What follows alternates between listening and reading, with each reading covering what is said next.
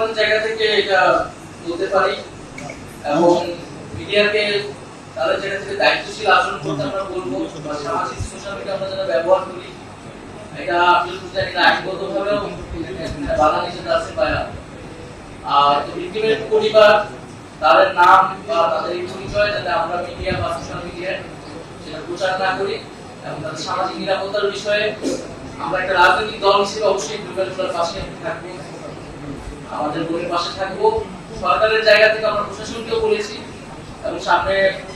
তার academic career আছে, পরীক্ষা আছে, সেই জিনিসগুলো যাতে সেই বিষয়গুলো বাধাগ্রস্ত না হয় সেটাও যাতে এখানকার যে প্রশাসন সেই প্রশাসন যাতে এটা নিশ্চিত করে। নাহিদ ভাই, আমার একটা প্রশ্ন, আমি যমুনা টেলিভিশনে জাকারিয়া হৃদয়, আপনি কি মনে করেন যে যারা এই যে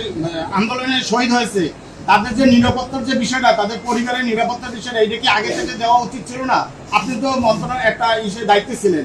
এখন আজকের এই ঘটনার পর কি মনে করেন যে যারা বাংলাদেশে শহীদ হয়েছে তাদের ফ্যামিলিগতভাবে বা পারিপার্শ্বিকভাবে তারা একটা ভীত সন্ত্রাস বা তাদের ভিতরে একটা আশঙ্কা আতঙ্ক কাজ করবে কিনা? না, আরেকটা হচ্ছে যে কালকে ঘটনা করার মামলা যাতে না হতে পারে সেজন্য নাকি বিভিন্ন রকম প্রেশারকৃত এবং মামলা ভিন্ন খাতে সেটা প্রথমে বলছি,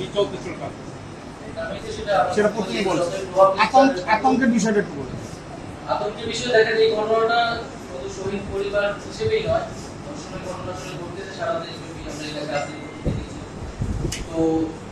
সার্বিকভাবে দেশের জননিরাপত্তাটা নিশ্চিত করতে হবে, দেশের নারীদের নিরাপত্তাটা নিশ্চিত করতে হবে এবং শহীদ পরিবারের ক্ষেত্রে যে রাজনীতি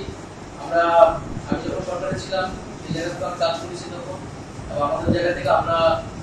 আমাদের পার্টির পক্ষ থেকেও সরকারের সাথে এই বিষয়ে আমরা কথা বলেছি যাতে এই যে স্থানীয় যে থানাগুলো আছে পরিবাররা যদি কোনো ধরনের রাজনীতি সমস্যায় পড়ে বা তাদের নিরাপত্তা যদি সমস্যা পড়ে তারা যাতে নিরাপত্তা প্রদান করে। তো সেই জায়গা থেকে সরকার যদি এই ধরনের থেকে হয়তো তারা তাদের যে কার্যক্রম সেই কার্যক্রম হয়তো আরো বৃদ্ধি করতে শুরু করবে।